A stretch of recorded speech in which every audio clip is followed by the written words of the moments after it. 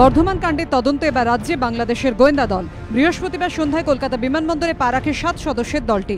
খাগড়াগড় কাণ্ডের পর ইতিমধ্যেই বাংলাদেশে গিয়ে এক দফা তদন্ত সেরে এসেছেন এনআইএর গোয়েন্দারা। সূত্রের খবর, তদন্তে পাওয়া তথ্য নিয়ে এনআইএ এবং পুলিশ প্রশাসনের শীর্ষ কর্তাদের সঙ্গেও বৈঠক করবে 7 জনের গোয়েন্দা দলটি। বর্ধমান কাণ্ডের তদন্তে ইতিমধ্যেই বাংলাদেশ যোগ নিয়ে উঠে এসেছে একাধিক চাঞ্চল্যকর তথ্য। গোয়েন্দা সূত্রে খবর, বর্ধমান কাণ্ডের নেপথ্যে জামাত উল মুজাহিদিন নামে যে জঙ্গি গোষ্ঠী রয়েছে তাদের মূল ঘাঁটি বাংলাদেশে। গোয়েন্দাদের দাবি, খাগড়াগড়ের বিস্ফোরণে নিহত 2 জঙ্গি শাকির এবং শোভান দুজনেই বাংলাদেশ থেকে অবৈধভাবে সীমান্ত পেরিয়ে ভারতে আসে।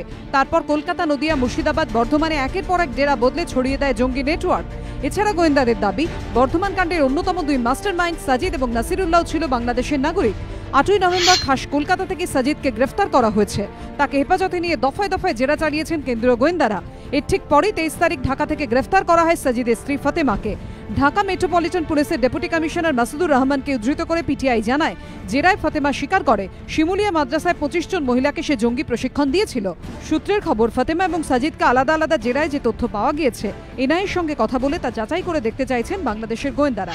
পাশাপাশি সীমান্ত পেরিয়ে আসা বাংলাদেশের এই জঙ্গিরা বাংলাদেশে হামলা চালানোর জন্য কতদূর চাল বুনেছিল, এনআইএর সঙ্গে কথা বলে তা খতিয়ে দেখতে চায় প্রতিবেশী রাষ্ট্রের গোয়েন্দা দলটি। অন্যদিকে বাংলাদেশের এই গোয়েন্দা দল কলকাতায় এসে পৌঁছানোর ঠিক আগেই বৃহস্পতিবার রাজারহাটে জামাত উল মুজাহিদিনের নামে একটি পোস্টার উদ্ধার হয়। তাতে শিয়ালদা স্টেশনে বিস্ফোরণ ঘটানোর হুঁশিয়ারিও দেওয়া হয়েছে।